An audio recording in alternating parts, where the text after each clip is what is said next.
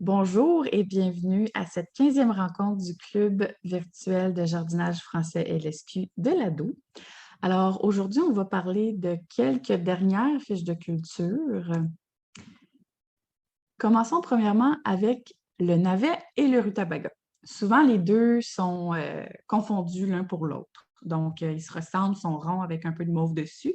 Par contre, ils ont des petites différences. Alors, comme vous pouvez voir sur l'image ici, on a le navet qui est un peu plus rose, qui a la chair blanche, puis un peu de blanc sur sa base aussi, là.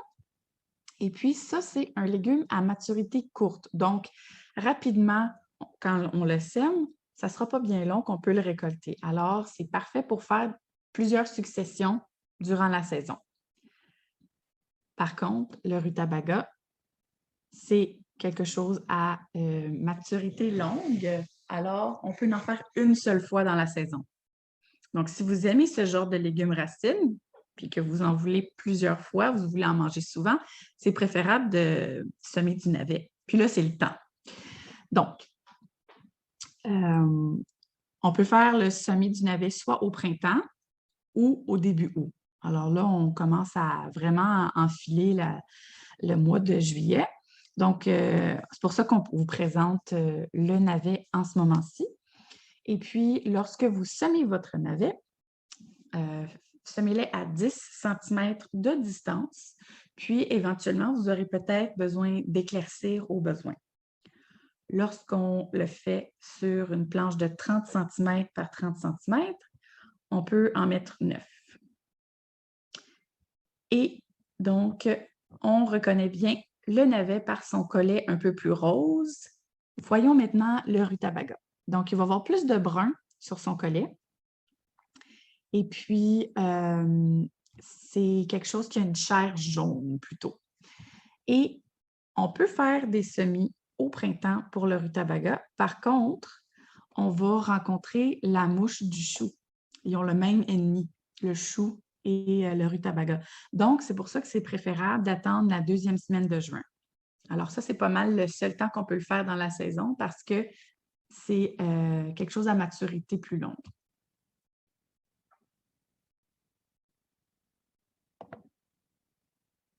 Et maintenant, est-ce que c'est quelque chose qui se fait en pot?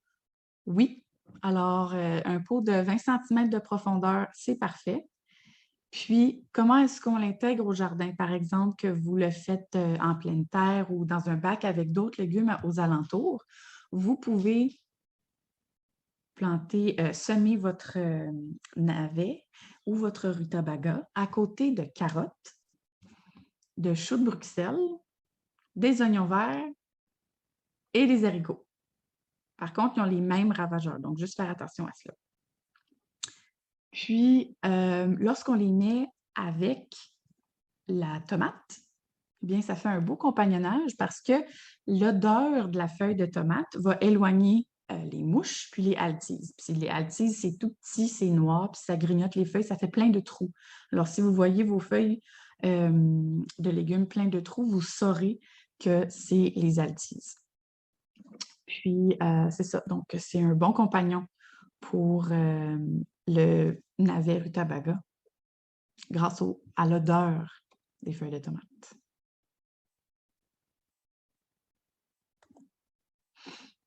Et maintenant, le pak choi. On le voit ici, c'est un légume feuille. Alors, le bout des feuilles est beaucoup plus vert, puis l'intérieur des tiges, c'est comme gorgé d'eau. C'est très croquant, c'est très frais. Puis, c'est quelque chose qui se fait bien en pot. Par contre, ça n'aime pas la sécheresse ni l'excès d'eau. Donc, lorsque vous arrosez, essayez d'avoir un arrosage constant, jamais excessif. Mais vu que ça n'aime pas la sécheresse, si vous le faites en pot, surveillez l'humidité de votre terreau. Quand c'est fait en pleine terre, il y a peut-être moins de risque de s'assécher. Mais c'est ça, surveillez bien que votre pak choi soit bien hydraté. Alors, le moment idéal pour semer, c'est la mi-juillet, mi-août. Donc, vous pouvez en commencer en ce moment. Et puis, lorsqu'on sème au printemps, fait important à savoir, ça se peut qu'il fasse un peu froid pour lui. Alors, ça pourrait lui causer de lui faire monter en graines. Donc, il est un peu particulier pour ça parce que il y a trop chaud, il y a trop froid, il sèche, alors il va monter en graines. Donc, c'est préférable de le faire à la mi-juillet ou la mi-août et surveiller qu'il soit bien humide. Et c'est quelque chose qu'on peut manger ici et là au fil de la croissance. Donc, on peut commencer à manger les feuilles à l'extérieur ou on peut vraiment là, couper à la base puis prendre le petit pak choi au complet. C'est quelque chose que je vois souvent dans des mets asiatiques, dans des sautés, mais ça se mange cru, là, ça dépend vraiment de vos goûts. Puis moi, en tout cas, je sais que mon lapin aime beaucoup ça. Personnellement, je n'aime pas particulièrement, mais c'est ça. Vous pouvez manger ici et là ou couper au complet. Alors, un petit conseil pour le pak choi, c'est de récolter le matin. Parce que comme vous pouvez voir, la section blanche, c'est ça qui garde l'eau. Donc, il va y avoir plein d'eau lorsque vous récoltez le matin dans cette section de la plante. C'est ça qui va donner un meilleur goût. Alors, c'est intéressant d'apprendre qu'il y a certaines plantes qui ont des moments particuliers pour les récolter. On va voir plus tard que les haricots aussi. Alors, premièrement, voici pour le pak choi. Et maintenant, passons au radis. Alors, il y a 4 sortes. Puis selon la couleur, la forme, puis le moment de culture, ils ont des besoins différents. On va parler aujourd'hui des plus connus, par exemple, les radis de tous les mois. Alors ça, c'est les plus connus. C'est une croissance rapide. On peut en faire souvent. Puis, ils n'aiment pas la chaleur. Donc, bien important de se rappeler de cela. Et l'espacement au jardin, c'est 3 à 5 cm pour les petites variétés. Alors, le radis de tous les mois, c'est lui qui est rouge avec la chair blanche. C'est très typique radis qu'on voit ici et là. Mais c'est ça, c'est une petite variété. Alors, c'est correct de le placer de 3 à 5 cm d'espacement. Mais si vous avez des plus grosses variétés, espacez un peu plus selon le type. Puis, d'habitude, sur votre paquet de semences, ça va être indiqué. Voyons voir d'autres types de radis. On a ici le radis noir. Personnellement, j'en ai jamais vu, j'en ai pas vu à l'épicerie. J'imagine que ça doit être assez spécial faire pousser un légume noir. Donc, ça prend 55 jours pour enfin récolter vos radis noirs. Et on a aussi le radis daikon, D-A-I-K-O-N, qui est un radis japonais. Et il prend 60 à 70 jours avant d'être récolté, puis il est vraiment fait sur la longueur. Donc, les radis, c'est quelque chose qu'on peut faire pousser en pot. Selon la variété, 10 cm, ça suffit. Là. Mais d'habitude, c'est ça qui rend le radis tellement agréable à cultiver au jardin, c'est que ça ne prend pas beaucoup de place ni beaucoup de profondeur. Alors, si vous avez un petit balcon ou juste un petit espace ou pas beaucoup de terre chez vous, vous pouvez facilement cultiver le radis. Et fait important à savoir, c'est d'éviter de le placer à côté des cucurbitacées, de la famille des courges, citrouilles et compagnie, parce que ça va nuire à la croissance de leurs racines. Alors, ce n'est pas une bonne idée de les mettre un à côté de l'autre.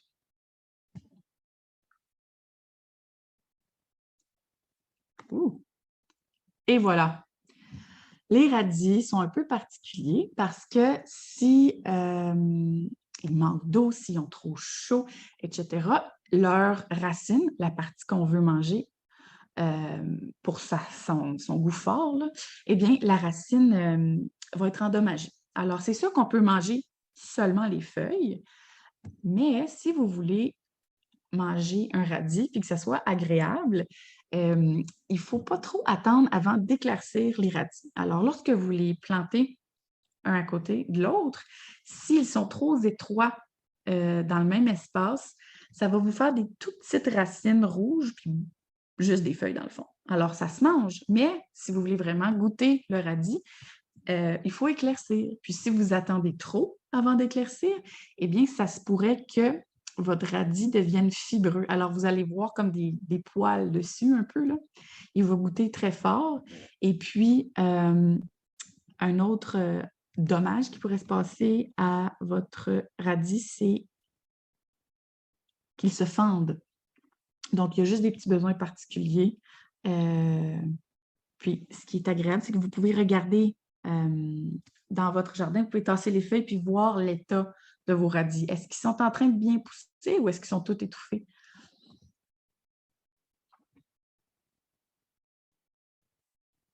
Alors, n'attendez pas trop avant d'éclaircir. Vos légumes vous parlent.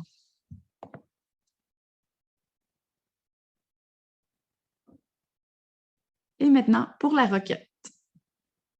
Je pense que ça, c'est un légume feuille mal aimé. Peut-être que des fois, on ne sait pas trop comment l'inclure dans une recette, mais c'est poivré, un peu piquant.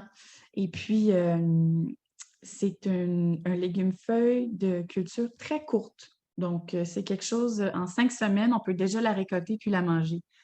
Manger une salade complète de roquettes, peut-être que c'est rare que les gens aiment ça, mais c'est vraiment agréable de rajouter ça dans une salade. Ça rehausse le goût, ça fait des saveurs très variées.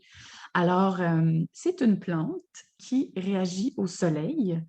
Alors, ce qui va arriver, c'est que ça va monter en fleurs, mais heureusement, elles sont comestibles. Alors, ça se mange quand même. Par contre, ça limite la croissance du reste de votre plante. Alors, c'est quelque chose qui n'aime pas trop le soleil. Si vous pouvez le mettre dans un endroit semi-ombre, c'est encore mieux. Puis si c'est dans un pot, c'est parfait parce que vous pouvez le changer pour éviter d'avoir trop chaud. Mais par contre, on se rappelle que les pots, ça risque d'assécher rapidement. Alors, on surveille l'humidité de nos terreaux quand c'est en pot. Et pour la roquette, un pot de 10 cm, ça suffit, 10 cm de profondeur. Alors, ça n'a pas besoin de beaucoup de terreau. C'est génial.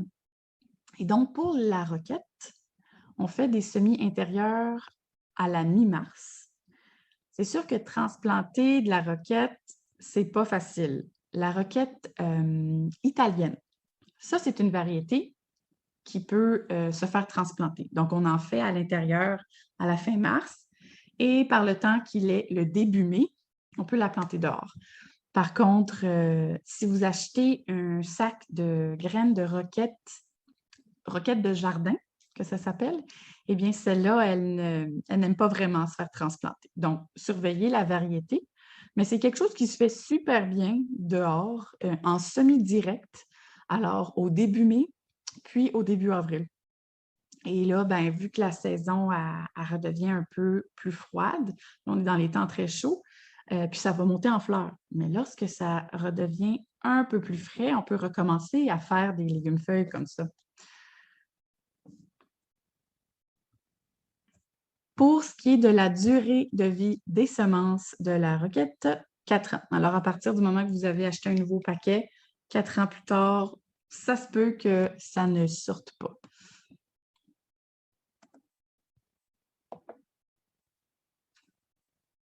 Et maintenant, quel genre de besoin a cette roquette? Eh bien, un arrosage régulier. Puis, ce n'est pas quelque chose de très gourmand, alors ça n'a pas vraiment besoin de rajouter du compost ou de l'engrais durant la saison. Et puis, ça peut bénéficier d'une toile anti-insectes parce que ça pourrait se faire grignoter. Vous pourriez vous ramasser avec des trous. Si vous en plantez dans un potager en carré, sur 30 cm par 30 cm, vous pouvez en mettre 16. Donc, c'est sûr que c'est des petites graines. Vous pouvez le faire à la volée ou vous pouvez vraiment le faire,